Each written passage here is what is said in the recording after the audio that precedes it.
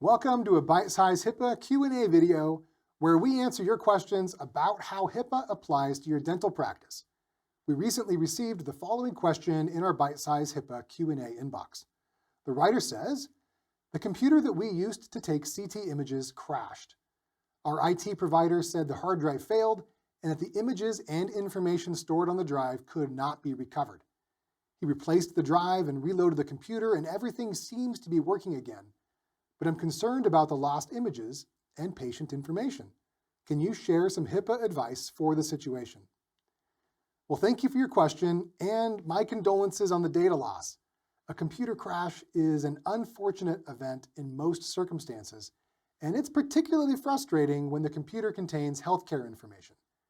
In this age of digital everything, most practices rely solely on computers to store vital patient data, including CT images. But what happens when that computer suddenly crashes and all your precious data goes kaput? Well, it can be a compliance headache to say the least, and it can open your practice up to liability. When a computer crashes and patient data is lost, you're not just dealing with inconvenience, you're opening yourself up to potential legal trouble.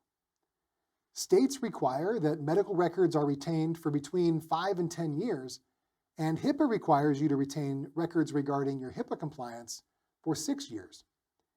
If a patient requests their medical records and you can't provide them due to data loss, you could face hefty fines and legal action. That's why having a reliable data backup and recovery system is just not optional for a dental practice. There is literally no valid excuse for losing data, especially PHI. So before we dive into the nitty-gritty, let's clarify a few things.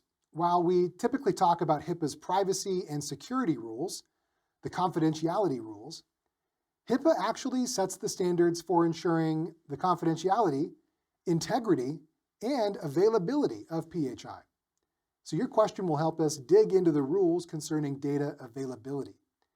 When HIPAA addresses PHI availability, it's really talking about your business continuity planning. So in plain English, it means having a plan for when things go south, like a computer crash. The plan describes how your practice will continue functioning in the event of a business interruption. Section 164.308A7 requires your business continuity plan to address regular data backups, disaster recovery procedures, and contingency plans to ensure that patient data remains safe and accessible. So now that we've discussed what we need to do to avoid the situation, let's discuss what to do now that we're in it. When PHI is lost, a practice needs to do the following. 1, document the incident. Work with your IT provider to document how your plan failed to protect this data. Your IT provider should be able to tell you exactly why this data was lost. Now, we're not asking them to explain the technical reason the hard drive failed. After all, we know that hard drives fail. They're not designed to last forever. But they do need to show you where the data backup and disaster recovery plan failed. 2, you may want to reevaluate your IT partner. You need someone who understands the unique requirements of healthcare and HIPAA regulations. They should be well-versed in encryption, access controls, and data recovery techniques specific to healthcare systems. 3, update your plans. Review and update your data backup and recovery procedure based on what you learned from this failure. How could they be improved to avoid this situation in the future? Remember, prevention is better than cure. So don't wait for a crisis to realize the importance of a solid data backup and recovery plan. The HIPAA law requires that you expect these types of events to happen in your practice and that you have a plan to maintain the confidentiality, integrity, and availability of PHI. If you have a HIPAA question related to the day-to-day operations of your dental practice, feel free to send it my way. My email address is todd@bitesizedhipaa.com. That's 1 P and 2 A's.